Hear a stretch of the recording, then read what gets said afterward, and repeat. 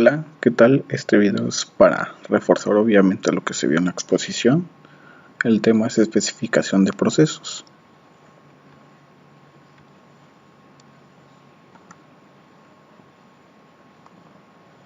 Especificación de procesos. La especificación de procesos es una herramienta de modelado de sistemas que permite definir qué sucede en los procesos o funciones de un sistema.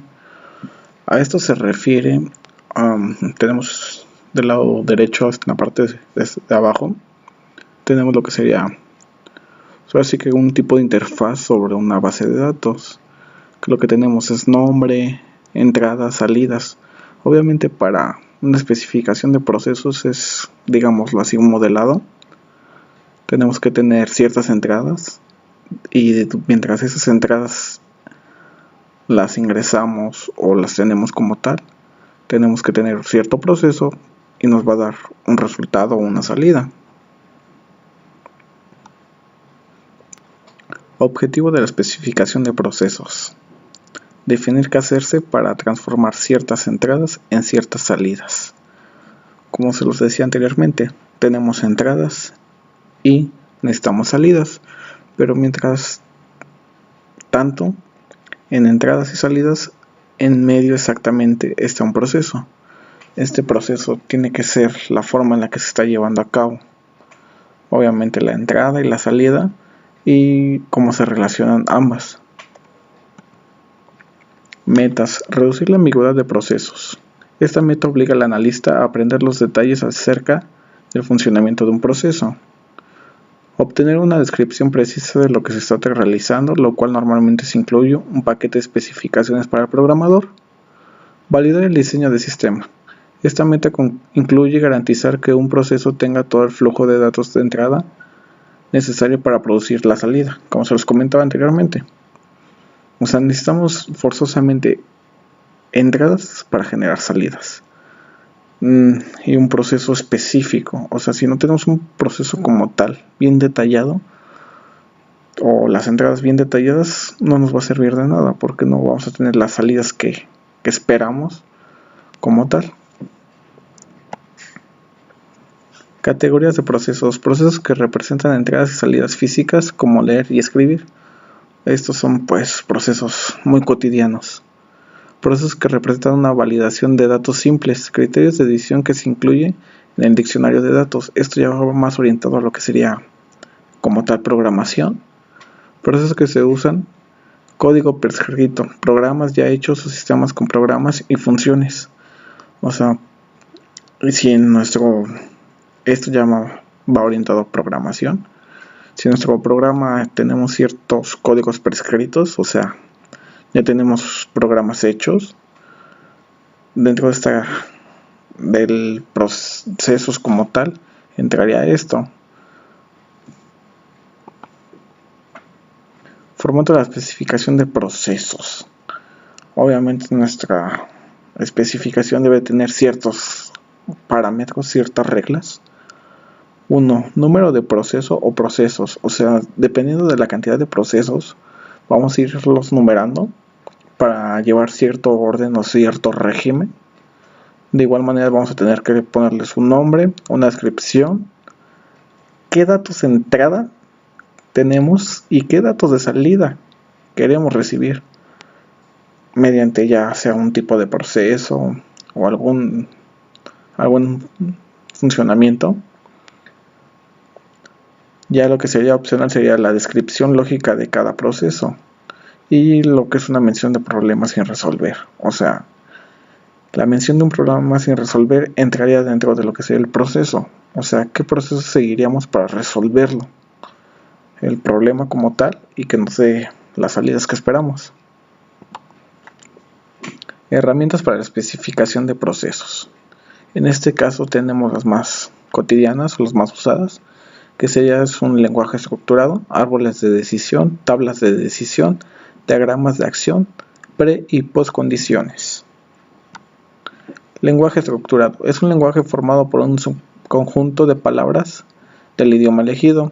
Para formar construcciones de la programación estructurada representa el típico pseudocódigo de alto nivel que quizás sentencias en español. Esto quiere decir, o sea, saber dar un problema como tal.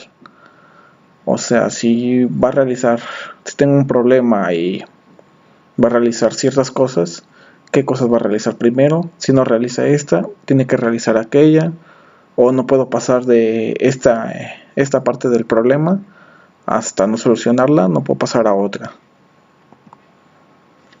Aquí tenemos, serían 3 formas de lenguaje estructurado, que es la alternativa, que es la que tiene condiciones. O sea, si realizo esto, puedo pasar a esto. Si no realizo esto, no puedo pasar. O si lo realizo, ya terminé. Lo que sería la repetitiva. Cuenta con condiciones, o sea, mientras no se cumpla una, no paso a la otra. O podemos repetir una hasta que se cumpla y poder pasar a la siguiente. En secuencia, obviamente, como lo dice secuencia, o sea, realizo esto, al terminarlo realizo lo siguiente y lo siguiente. O sea, no puedo avanzar, no me puedo saltar ningún paso, por así decirlo. Son ya instrucciones como tal, en cierto orden. Árboles de decisión. Es un modelo de función discreta en la que se determina el valor de una variable y en función de su valor se lleva a cabo una acción. Es una representación en forma de árbol que representan los valores de las variables y las acciones tomadas. Este es otro punto de vista, por así decirlo. Y se suele usar cuando hay muchas condiciones. O sea, nuestro problema no es así como que muy sencillo ni muy general, sino que tenemos diferentes variables, por así decirlo, diferentes acciones a realizar. Aquí tenemos lo que sería un ejemplo. Supongamos que la política de descuento realiza una empresa sobre los pedidos. Es un diagrama de árbol de decisión que obviamente tenemos condiciones, o sea, si cumple esto o si no cumple esto. O sea, si cumple esto, va a seguir con esto. O sea, son condiciones más específicas para llegar a cierto resultado en un proceso. Digámoslo, no sé, en un pago en algún centro comercial. O sea, si es en efectivo, sí, realiza esto. Si no es en efectivo, ofrecer pago en tarjeta o con vales. Si no pasa la tarjeta, ofrecer forma de pago en efectivo, por así decirlo. O sea, son procesos que nos da una opción o más opciones. Y se tiene que cumplir alguna para que termine. Tablas de decisión. Es un modelado alternativo que muestra la función en forma de tabulador o matricial. Para ello hay que definir la parte de condición, formado por un conjunto de condiciones y entradas de condiciones y entradas de acción.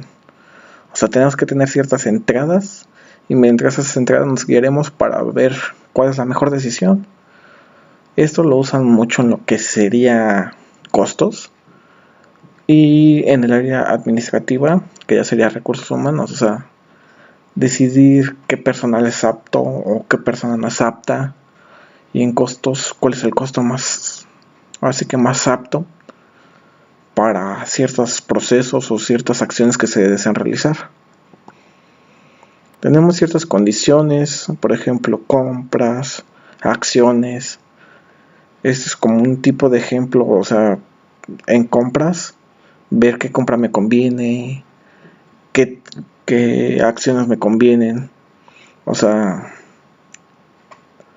graficar así que mi problema y mediante ese problema ver qué me conviene de una forma más gráfica y no tan ambigua que sería tenerlo así en solo texto y estarlo leyendo o tenerlo en la mente y preguntarse qué me conviene. O sea, de esta forma lo graficamos y es una forma más fácil de determinar qué es lo que nos conviene como tal. Diagramas de acción. Es una técnica que especifica que utiliza niveles anidados de corchetes que representa la estructura lógica utilizando para transformar los datos de entrada en los datos de salida. En la fase del análisis se preparan de forma general para especificar solo las normas de transformación de los datos de entrada en datos de salida. Ejemplo de diagrama de acción. O como les repetía, todos están ahora sí que muy ligados. Tenemos lo que es secuencia, alternativa y repetitiva. En secuencia, obviamente, se tiene que cumplir uno para que se cumpla el otro y para que se cumpla el siguiente. La siguiente, pues ahora sí que son acciones. En alternativa tenemos el clásico if-else. O sea, si no se cumple esto, se puede cumplir aquello. En esto era lo que les había puesto el ejemplo del pago con tarjeta en un súper, que si no pasa la tarjeta se puede pagar en efectivo o con vales. Y la repetitiva, que o sea no se puede pasar de un proceso a otro o no da la opción de un proceso hasta que no se cumpla. Pre-poscondiciones. Se centran más en la relación que deben tener las entradas y las salidas del proceso en su algoritmo. Por un lado se indican las condiciones que se tienen que cumplir para que el proceso pueda comenzar, así como las condiciones que deben cumplirse cuando el proceso ha concluido. Aquí tenemos la gestión de alquileres de un videoclub.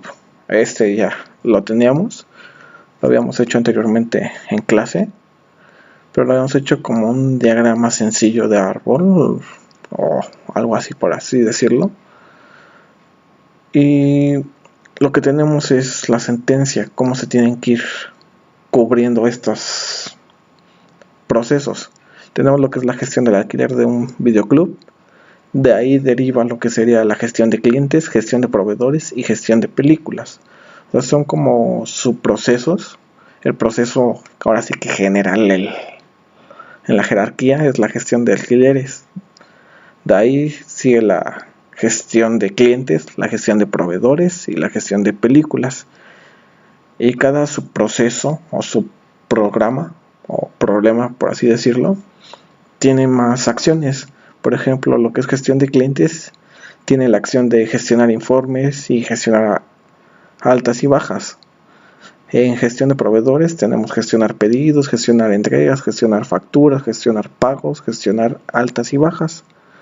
Y gestión de películas, gestionar alquileres, gestionar devoluciones, gestionar reservas, gestionar altas y bajas. Aquí no es tan específico, así que, por ejemplo, digamos en gestión de películas, o sea, gestionar el alquiler y después las devoluciones. Podemos gestionar el alquiler, las reservas. Obviamente no lleva así que cierto proceso como tal, se tiene que cumplir específicamente paso por paso. Aquí nos podemos saltar, no sé, de gestionar alquileres a gestionar reservas, a gestionar altas y bajas, pero eso sí, cumpliendo con todas en cierto tiempo, o no importando el orden, pero cumplir con todas como tal. Y bueno, pues esto sería como que todo. En cierto resumen, los procesos, por así decirlo, nos están ayudando a colaborar, a realizar ciertas acciones en un sentido de apoyarnos una de otra, ya sea para cualquier tipo de proceso, como anteriormente habíamos visto lo que son diagramas de Gantt, todo tipo de herramientas que nos ayudan a hacer más fácil el proceso de nuestros proyectos, llevarlos a cabo, y de esa manera se nos haga un poquito más sencillo trabajarlo, teniendo en cuenta que si no tenemos cierto orden en nuestros proyectos o acciones, no vamos a tener las salidas esperadas. O sea, quizá tengamos las entradas, pero necesitamos tener bien fundado un proceso para tener las salidas que esperamos.